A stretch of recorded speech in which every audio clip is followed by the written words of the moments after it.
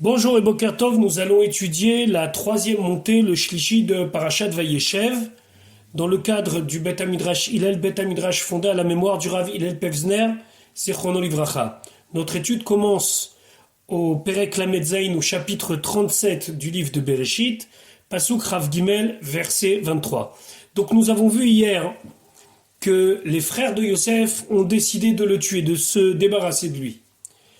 Réhouven, donc le plus grand, in extremis, trouve une solution pour éviter le meurtre en proposant de jeter Yosef dans un puits pour venir après le récupérer. Mais ça ne va pas exactement se passer comme cela. Pasuk Rav Gimel. Vayik asher ba Yosef el Echav. Et ce fut au moment où Yosef est venu vers ses frères. On peut souligner que Yosef, pour lui, c'est encore ses frères. Il ne voit pas du tout le mal qui peut venir de ces gens-là. Vayafshitu et Yosef. Donc ils ont dévêtu Yosef. Et kutonto, de sa tunique. Et ketonet apasim, la tunique rayée. Asher alav, qui était sur lui. D'après Rashi, ils lui ont enlevé deux habits. Et kutonto et et ketonet apasim. Regardons ce que Rashi dit. Et kutonto zechalouk, c'est une simple tunique. Et ketonet apasim, donc la fameuse ketonet apasim qu'on traduit généralement la tunique rayée, mais qui selon Rashi était une tunique en laine très fine. Ou chez aussi Flo Aviv, c'est celle que son père lui a rajoutée, yoter alechav, en plus de celle que ses frères avaient. Donc tout le monde portait une tunique, mais lui il avait une tunique sur une tunique particulière. Donc il lui enlève tout ça, et Pasuk Rav Daled, Vayikachuhu, ils l'ont pris, Vayashlichu oto abura, ils l'ont jeté dans le puits, Ve'aborek, et le puits était vide, En bo maïm, il n'avait pas d'eau. Rashi nous explique pourquoi on a besoin de nous expliquer que Aborek, que le puits est vide, En bo maïm, il n'a pas d'eau, ça va de soi. S'il est vide, c'est qu'il n'a pas d'eau. Rachid expliquait, Ve'aborek en bomaim, le puits était vide, il n'avait pas d'eau. Mimashma shenemar, du fait que j'ai déjà dit, Ve'aborek, que le puits était vide, En yodea shen bomaim, je ne sais pas qu'il n'y a pas d'eau. Matamudoma, qu'est-ce que ça vient nous apprendre en bomaim? Alors on vient nous dire que c'est vrai qu'il n'y avait pas d'eau. Maim en bo, il n'y avait pas d'eau. Aval nechashim ve'akravim yeshbo. Mais il y avait à l'intérieur de ce puits des serpents et des scorpions. Donc c'est pas qu'ils l'ont jeté dans un endroit tout à fait sympathique, ils l'ont jeté vraiment dans un endroit dangereux. C'est intéressant de voir que certains mefarshim, certains commentateurs expliquent que s'il n'y avait pas d'eau, c'est pour préciser qu'ils n'ont pas voulu le noyer. S'il y avait de l'eau, c'était clairement une manière de le noyer. Et là, ça aurait remis en cause clairement la parole de Réhouven, qui Réhouven lui cherchait à le sauver. Donc ils l'ont jeté dans ce trou, dans ce puits, et dans ce puits, il n'y avait pas d'eau, certes, mais il y avait des scorpions et des serpents. Pasuk Rafé. Vayeshevu le'echol lechem. Ils se sont installés, les frères, pour manger du pain. Donc, quand on dit manger du pain, ça veut dire faire leur repas. Alors là, ils sont 9. 9 frères. Réhouven, lui, ne va pas être présent. Yosef, c'est celui qui est dans le puits. Benyamin était trop jeune. Donc, il y a 9 frères qui ont participé à la scène suivante. Vaïsou enehem, ils ont levé leurs yeux. Vaïrou, ils ont vu. Veine, voici. Ochat Yishmaelim. Il y avait une caravane de Yishmaelim. Donc de descendants de Ishmaël. Ba'am Gilad, qui venait de Gilad, et où Gemalem Nosim et leurs chameaux étaient chargés de quoi? Nechot, d'aromates, Utsri, de baume, Valot, et d'après certains la traduction c'est du lotus, Olchim, et ils allaient, Léorid Mitzraïma, de descendre tout cela en Égypte. Là, ça va leur donner une idée. Regardons d'abord Rashi. Rashi nous explique Orchat. Qu'est-ce que ça veut dire Orchat? C'est une caravane. C'est-à-dire c'est un rassemblement de gens qui vont d'un endroit à un autre, qui est Targumo comme le Targum, on peut aussi dit en araméen, Sheraïta. Ça veut dire une caravane, Al-Shem Olche Orach, sur le fait qu'ils partaient dans les chemins. Rashi, Ugmalem Nosim, et leurs chameaux étaient chargés. Chargés de quoi? D'aromates, de baumes, de choses qui ont une bonne odeur. Et Rachid posait la question, Lama Pirsem Akatouv et Masaam. Pourquoi Pirsem Akatouv, le passou qu'il a fait savoir, et Masaam, c'était quoi leur charge? Rachid répond, Léodia Matan Sraram Shel Tzadikim. Pour nous faire savoir que les Tzadikim sont récompensés. Chez En Darkan Shel Arviyim, car ce n'était pas l'habitude des Arviyim, de ceux qui venaient des déserts d'Arabie, la sette de porter dans leur charge de chameaux et la neft veitran. Ils portaient d'habitude du combustible, du pétrole, du poids, chez Khamra, que ça avait une mauvaise odeur. Velazé nizdamnu besamim. Et cela, comme par hasard, ne portaient pas une charge de combustible comme du pétrole ou de la poix, mais besamim, des bonnes odeurs. Chez Lo Yuzak Mereachra, pour que Yosef, au moment où il va être pris dans cette caravane de Ishmaélim, ne souffre pas de la mauvaise odeur. Nechot, Rashi explique, ce sont des aromates. Kol qui nous sait besamim arbe, lorsqu'on met ensemble beaucoup de sortes de parfums, karoui nechot, on appelle ça nechot des aromates. Vechen, et ainsi c'est marqué, vayarem et kol bet nechoto, c'est un pasouk dans le livre de Melachim, dans le livre des rois. Ça veut dire quoi? Bet nechoto, ça veut dire qu'il leur a montré mirkachat besamav, comment il avait mélangé plusieurs besamim, plusieurs bonnes odeurs. Veunkelos tirgem, et onkelos tirgem, la shon sha'ava, lui il parle de quelque chose qui serait de la cire. Rashi Utseri, Seraf anotef meatse aketaf, c'est de la résine coulant d'un arbre. Veu nataf, et c'est ce que on dit dans les kétoret, il y a nataf, c'est donc cet arbre-là, animne imsimane aketoret, qui sera dénombré dans les 11 ingrédients des parfums des kétoret qui étaient 2 fois par jour brûlés au Beth Amikdash. Valot, c'est quoi lot? Lotita Shemo Belashon Amishna. Son nom dans la Mishnah, c'est Lotita, que certains traduisent comme lotus. Raboté, nos pirchou, nos chachamim expliquent Shoresh Aesev, donc c'est une racine, ou Shmo et son nom, c'est Astérolosi Bemasechet Nida. En tout cas, il a été pris dans un convoi où il y avait peu de marchandises, parce que les arômes, ça prend pas beaucoup de place, et il y avait une bonne odeur. Pasuk Rava, Vayomer Yehuda Elechav. Yehuda, il a dit à ses frères, Ma betza, quel profit, Kinarog et Achinu, si nous tuons notre frère. Vechesinu et Damo, et nous serons obligés de cacher sa mort. Ici, l'expression Vechesinu et Damo, ça veut dire nous allons couvrir son sang. Ça ne signifiait pas couvrir véritablement son sang, mais ça veut dire on va être obligé de cacher sa mort. Rashi Ma betza, Ma mamon, quel argent, quel profit, Ketargumo, comme le Targum Onkelos nous dit, que ça voulait dire Ma mamon nithanelana. Quel argent on va profiter de ça? Qu'est-ce qu'on va gagner de ça? Vechesinu et damo, et on va couvrir son sang, ça ne veut pas dire véritablement, littéralement, couvrir son sang, mais venaalim et mitato, on est obligé de cacher sa mort. Pasuk Rav Zayin, lechu venim kerenu. Allons le vendre, la Ishmaélim, à ces Ishmaélim là, donc à ces marchands de passage.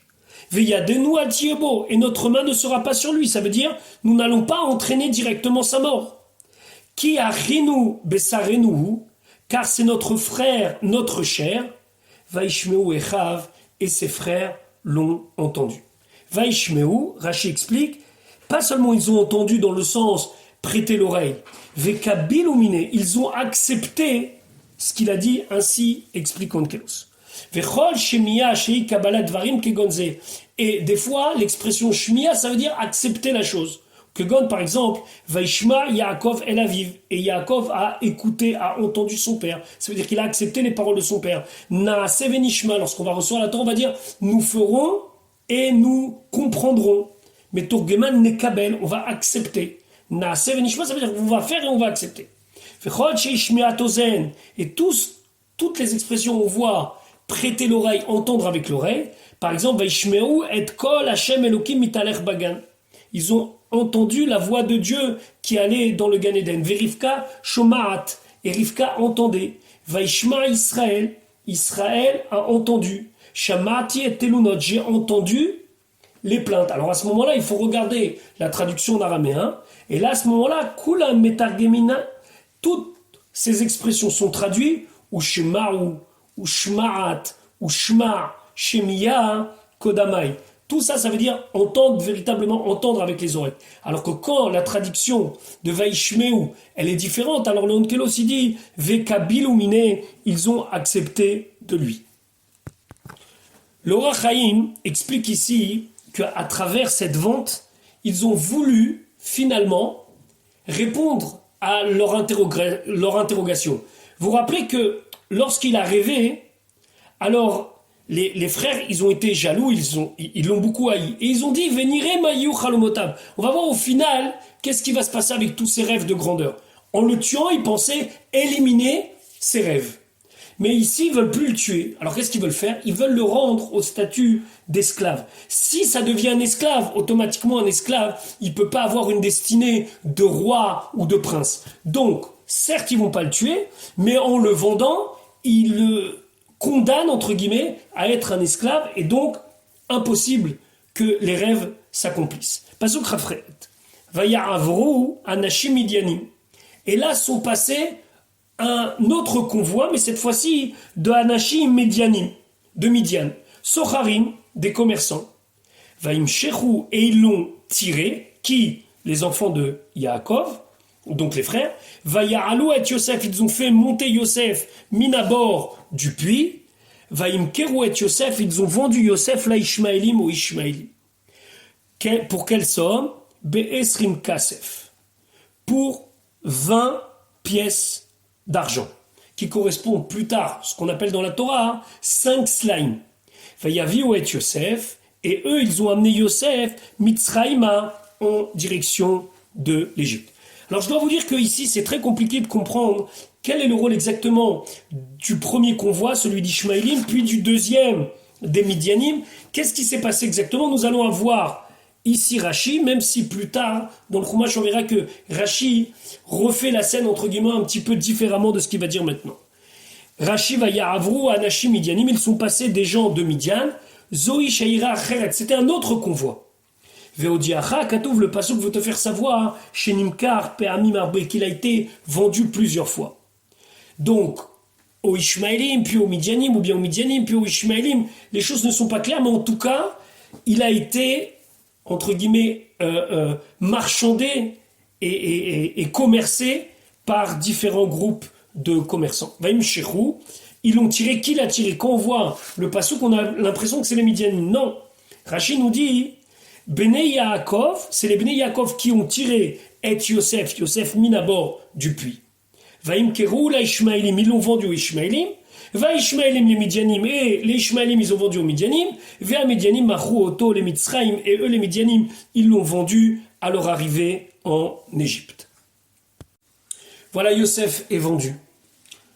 Yosef, direction l'Égypte. Vendu aux Ishmaélim puis aux Midianim, le problème semble réglé pour les frères. Pasuk Raftet, au verset 29, il y a un frère qui revient. Vayashov Reuven el abor. Reuven est revenu vers le puits.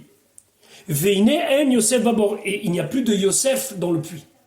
Voilà ce qu'il constate. Automatiquement, il est pris par un sentiment d'angoisse, Vaikra et de Begadav. Et il déchire ses vêtements. Tellement il a de la peine de voir cette situation. Je vous rappelle que Reuven avait prévu initialement de convaincre ses frères de mettre Yosef dans un puits pour le récupérer et le sauver. Mais là, la question qui se pose, c'est où est-ce qu'il était jusqu'à là? Nous l'avons dit dans le Shiur, dans le cours, dans les versets précédents, qu'ils étaient 9 au moment de la vente. Mais où est-ce qu'il était Reuven? Eh bien, ici, on voit qu'il revient. S'il revient, c'est qu'il n'était pas là. Alors Rachid dit, Vayashov Reuven est revenu, Uve Mechirato, et au moment de sa vente, de la vente de Yosef, Loa Yacham, il n'était pas là-bas.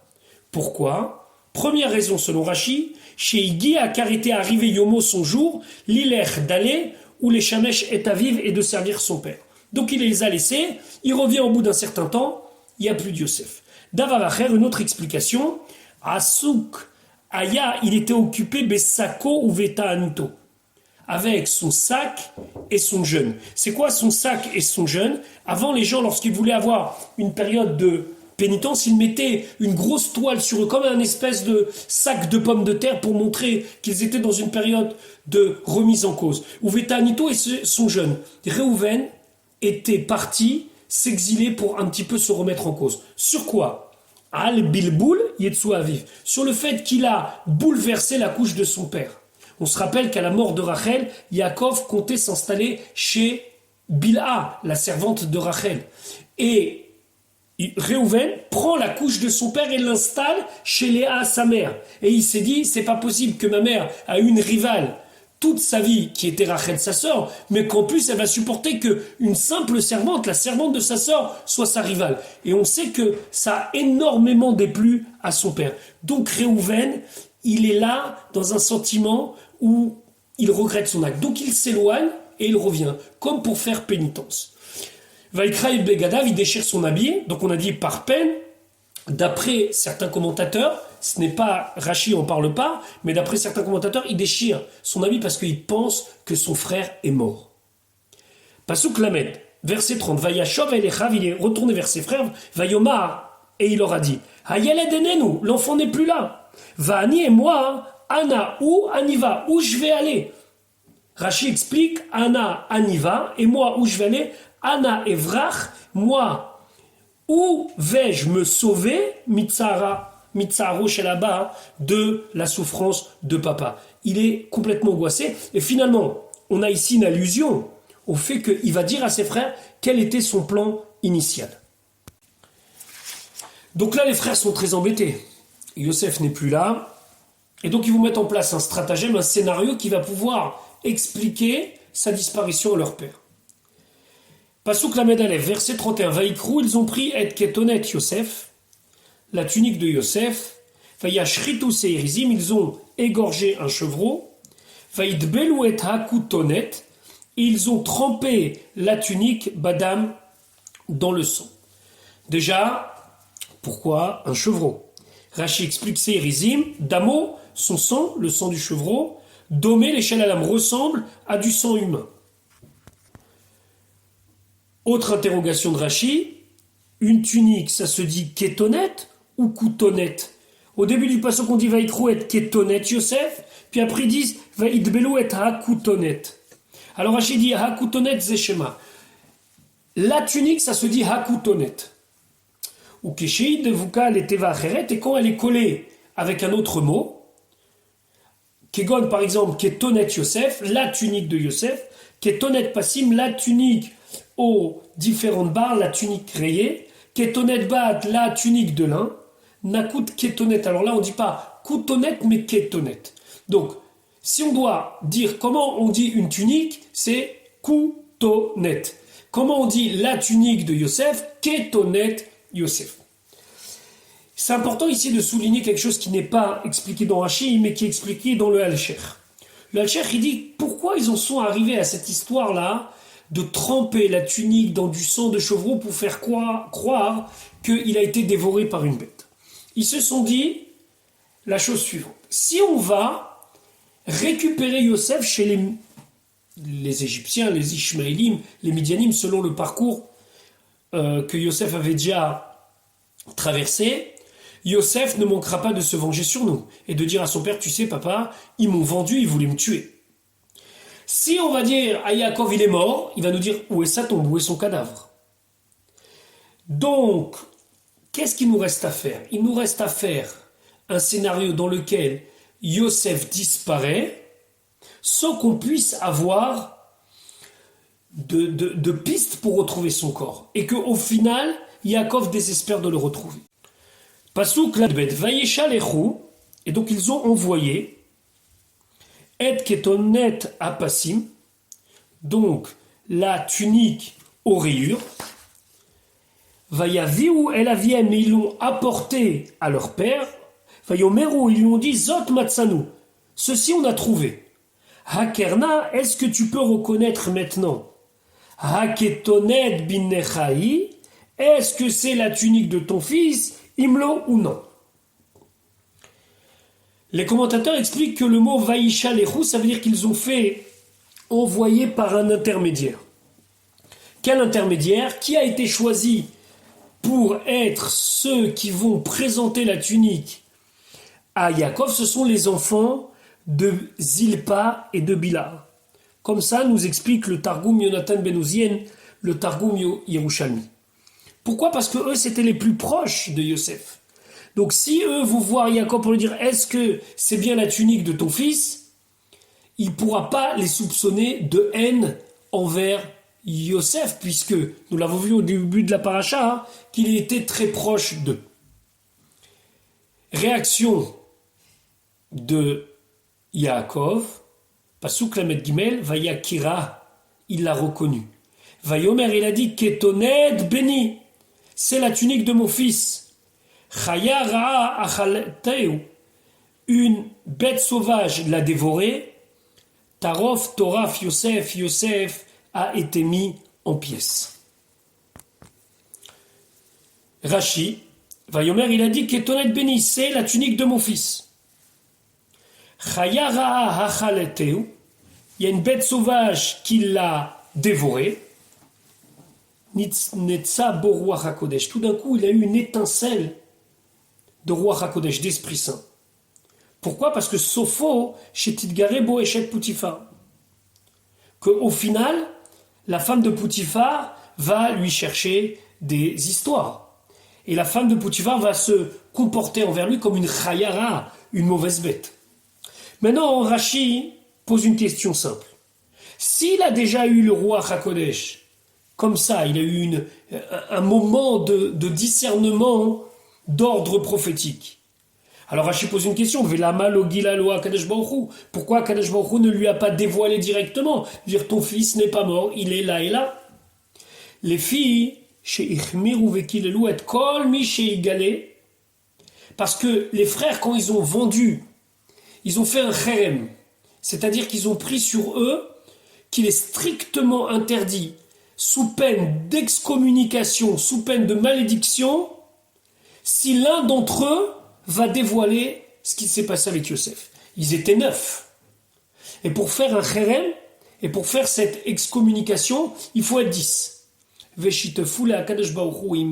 Ils ont associé Dieu à eux comme 10e pour interdire à qui que ce soit, des frères, de dévoiler où était Yosef. Mais en incluant Akadosh Baruch Hu, quelque part, si on peut s'exprimer ainsi, ils l'ont inclus dans le cherem, ils l'ont inclus dans la malédiction. Aval Yitzhak, mais Yitzhak, Aya Yodea Sheuchai. Mais Yitzhak, lui, savait qu'il était vivant. Parce que le cherem, l'excommunication, la malédiction ne concernait que celui qui ira le dire à Yaakov, au père, mais pas au grand-père. Alors se pose une question, alors pourquoi Yitzhak l'a pas dit à son fils? Amar, il a dit, comment je vais dévoiler un secret que Akadosh Baruch Hu ne veut pas lui dévoiler. Pasuk Lamed Dalet. Verset 34. Vaikra Yaakov Simlotav. Yaakov a déchiré ses habits de peine. Yasem Sak Bemotnav. Il a mis donc cette espèce de toile assez grossière, comme un petit peu avec la matière avec laquelle on fait les sacs de pommes de terre, sur ses hanches, en signe de deuil. Vaït Abel al-Beno. Il s'est endeuillé sur son fils. Yamim Rabim, de nombreux jours. Ici, il y a tous les signes d'une prise de deuil pour un enfant qui vient de mourir. Rashi ne va pas s'intéresser tellement à la scène de la prise de deuil, mais au Yamim Rabim, de nombreux jours. Pendant combien de temps il a pris ce deuil sur lui? Rashi. Yamim Rabim, de nombreux jours, Chav Bet Shana, 22 ans. Mishe Pirash Mimenu, depuis qu'il s'est écarté de lui, qu'il est parti de lui, Ad sheyarad Yaakov le Mitzraïm, jusqu'au moment où Yaakov va venir vivre en Égypte. Chez Neymar, comme c'est marqué. Et là, Rashi va faire tout un calcul. Yosef ben Sheva Esre Shana. Yosef avait 17 ans au moment de l'histoire de sa vente. Uven Shloshim Shana Aya Be'omdo Lifne Paro. Et il a 30 ans au moment où il se trouve être présenté au pharaon. Donc, il y a déjà 13 ans qui se sont passés. Vesheva Shene Asova, les 7 années où il va y avoir l'abondance. Donc on a déjà 7 années de plus, on est à 20 ans. Ushnataim Arav, plus 2 ans où il y a eu la famine, et au bout de ces 2 ans, Yaakov arrive, donc ça fait 22 ans. Kesheba Yaakov le Mitzrayim, lorsque Yaakov arrive en Égypte. Donc, Arechav Bet Shana, donc ça fait 22 ans. Voilà les Yamim Rabim, les nombreux jours où Yaakov a été séparé de son fils. Et quelle est la symbolique de ces 22 ans? Keneget Rav Bet Shana Shelo Kiem Yaakov Kibud Avaim. La Gemara dit, et c'est ramené ici dans Rashi, par rapport aux 22 ans que Yaakov n'a pas accompli la mitzvah de Kibud Avaim, de tu honoras ton père et ta mère. Ainsi dit la Gemara dans Masechet Megillah. Chav Shana, 20 ans, Shaya Bevet Lavan, qu'il était dans la maison de Lavan. Uvet Shanim, Baderer Beshuvom Bet Lavan, et les 2 ans qu'il a passé en chemin de retour de la maison de Lavan. Shana Vachetzi Besukot, 1 an et demi à Sukkot. Veshisha Chodashim Bevetel, et 6 mois à Bethel. Vezeu Sheamar le Lavan, et c'est ce qu'il a dit à Lavan. Zeli Esrim Shana Bevetecha. J'ai passé 20 ans dans ta maison. Et si on analyse bien le texte, li hen, ce sera pour moi ces jours communs. C'est-à-dire, alayem, c'est sur moi, Sophie, l'ilkot, kenegdam. Finalement, je vais devoir les supporter et être puni pour ces années où je n'ai pas été proche de mes parents. 22 ans. Pasuk Lamedhe. Verset 35. Vayakumu kol banavi, se sont levés tous ses fils. Vechol benotav, et toutes ses filles, les nachamo, pour le consoler. Vaïmain leitnachem. Il a refusé d'être consolé. Vaïomer, il a dit, qui est raide el béni, car je descendrai à cause de mon fils, au sujet de mon fils, Avel Sheola, dans le deuil de l'abîme. Vayevk Oto Aviv, et son père l'a pleuré. Rachid Vechol Benotav, et toutes ses filles au pluriel. Yaakov a une seule fille, c'est Dina. Rachid dit Rabbi Oda, Omer Rabbi Oda, il dit Hachayot Teomot Noldo im Kol Shevet Veshevet. Une sœur jumelle est née avec la naissance de chacun des 12 tribus. Unesaoum, et ils les ont épousés. Rabbi Nechemia Omer, Rabbi Nechemia il dit Kenaaniot, c'était des femmes de Kenaan. Et là où Maou Vechol Benotav, alors qu'est-ce que ça signifie toutes ces filles? Kalotav, ces belles filles. Chez En Adam Nimna Milikro Lachatano Beno ou Lechalato Bito. Car un homme ne s'empêche jamais de nommer son gendre mon fils, son fils, ou Lechalato et sa belle-fille, Bito, sa fille. Vaïmaen Leitnachem, et il refuse toute consolation. Qu'est-ce qui se passe? C'est bien connu qu'au final, dans un deuil, la consolation arrive. Le problème, il est que En Adam Mekabel Tanchumim Alachai. Un homme ne peut pas recevoir de consolation sur quelqu'un qui est encore vivant. Et là, son deuil est une erreur, parce que Yosef est vivant. Et donc, l'effet de la consolation ne peut pas avoir lieu. Vesavour, Shemet, et même s'il pense qu'il est mort. Pourquoi? Pourquoi il y a un phénomène de consolation qui n'existe que avec les morts? Chez Alamet Nixera Xera. Parce que sur le mort, Akadosh Baruch Hu, il a pris une décision. Chez Ishtakach Minhalev, qu'au final, on l'oublie. Vélo alachai, mais pas sur quelqu'un qui est vivant. Bien sûr qu'un deuil reste douloureux, surtout ici dans le cas de Yaakov, le deuil d'un enfant. Mais normalement, au bout d'un moment, ça s'estompe.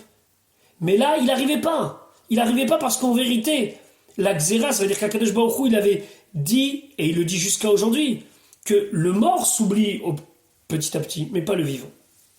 Ered el Beni, Rashi, Kemo al Beni. C'est comme si c'est sur mon fils, ça veut dire à cause de mon fils, pour mon fils. Ve arbe el, et des fois le mot el, Meshameshim belashon al, ça veut dire sur. Par exemple, El Shaoul ve El Bet Adamim. Sur Shaoul et sur Bet Adamim. C'est un pasouk du livre de Shmuel. El ilakar Aaron a Elokim ve El Chamia veisha. Un autre pasouk qui est dans Shmuel, cette fois-ci dans Shmuel Aleph. El ilakar Aaron a Elokim. Al, c'est comme si c'était marqué sur le fait que le Aaron a Elokim, le Aaron de Dieu a été pris. Donc ici c'est un Rashi qui vient nous expliquer que le mot El ne doit pas ici se traduire vers, mais Al comme si c'était sur. Avel Sheola Kipshuto, comme son sens simple, dans les abîmes, la Shon Keveru, ça veut dire qu'il va aller dans la tombe. Beheveli Hekaber, avec son deuil, je vais être enterré. Velo et Nachem Kol Yama, je vais jamais être consolé. Au Midrash, le Midrashi dit, Avel Sheola, c'est qu'il a dit, je vais descendre où? Au Geinom, à l'enfer. Et Yaakov, il a dit la chose suivante. Siman ze hayamasu beyadi mipi agvura. Siman ze, ce signe-là, on me l'avait transmis de la bouche même de Dieu. Im lo yamut echad mi banai bechayai. Si ne meurt pas un de mes enfants de mon vivant, muftachani she'eni roa geinom. C'est sûr que je ne verrai pas l'enfer. En pensant que maintenant son fils est mort, il s'est dit je vais aller en enfer. Vayev Oto Aviv, son père l'a pleuré. Qui c'est son père ici? C'est pas Yaakov, c'est Yitzhak. Vayev Koto Aviv, ici il faut le comprendre d'après Rashi, son père l'a pleuré, ça veut dire que Yitzhak, son père, a pleuré en voyant Yaakov dans cet état-là. Pourquoi? Il pleurait à cause de la douleur de Yaakov. Ava lo ayamit abel. Mais c'est pas marqué qu'il était endeuillé. Juste il pleurait. Chez Aya Yodea chez Uchai, parce qu'il savait qu'il était vivant, comme nous avons vu dans un Rashi précédent. Le Or HaChaim explique, c'est quoi cette grande cérémonie? Vayakumu kol banav vechol benotav lenachamo. Le Or HaChaim dit, ils ont voulu tenter quelque chose. Ils sont venus, les enfants, avec les petits-enfants, avec les belles-filles, avec les filles jumelles, en tout cas une grande famille, devant Yaakov, et dit, regarde Yaakov, regarde combien ta descendance est nombreux. Il t'en manque un. Et lui a dit, non, vayimaen leitnachem. Je peux pas me consoler. Parce que, qui est Red El Béni, parce que il est particulier ce fils-là. Celui-là, je le chérissais de manière très particulière. Je peux pas me consoler du nombre. Parce que lui me manque. Pasuk Lamed Vav. On retrouve Yosef vers Médanim, donc les Médanim, qui avaient acheté Yosef des Ishmaélim, Machuoto El Mitzrayim, ils l'ont vendu en Égypte. À qui? Les Poutifar, à Poutifar. Séris Paro, c'était un des conseillers du pharaon. Sar Atabachim, c'était lui le responsable des tabachim. Des tabachim, c'était les bouchers. Mais pas n'importe quel boucher. Les bouchers du roi. Rashi Atabachim, Shochate Behemot Amelech, c'est ceux qui font la shrita des bêtes du roi.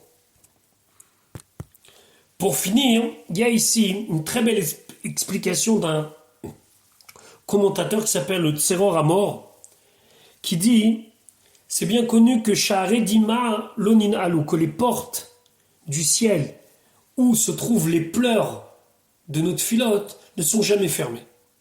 Yaakov, il a tellement pleuré, il a tellement prié, que c'est pas possible que cette fille-là, sa prière, elle est devenue quelque chose qui n'existe pas. Surtout qu'il a pleuré. Et pleurer, ça va directement dans les portes de Sha'are Dima, des portes des pleurs. Et dans les portes des pleurs, c'est toujours exaucé. Alors le Tzeror Amor, il dit que de toute façon, Yosef, il devait aller en galoute. Et Yaakov, il devait le suivre dans cet exil. Mais rien n'était prédestiné que ça soit en Égypte. rien ne soit prédestiné que Yosef allait devenir le vice-roi d'Égypte. Il aurait pu être pris et être amené dans une lointaine contrée et rester esclave, et Yaakov aurait dû le rejoindre pour vivre les années d'exil que le peuple juif devait vivre avant de revenir en Eretz Kenan. Mais nulle part c'était marqué que c'était en Égypte. Alors les tfilotes de Yaakov qui ont été récités avec des pleurs, chaque larme est montée là-haut par le Sha'aridima, par les portes des pleurs, ils ont été exaucés. Que Yosef est en exil, mais où? En Égypte, pas très loin, et dans une position qui va l'amener à être une position de vice-roi. Et tout a commencé par l'achat de Poutifar. Poutifar achète un esclave, et c'est Yosef, et ce destin va aller que en augmentant. C'est donc que quelque part, les pleurs de Yaakov ont atténué le malheur de Yosef. Voilà, je vous souhaite une bonne journée, et Bezrat Hashem à demain.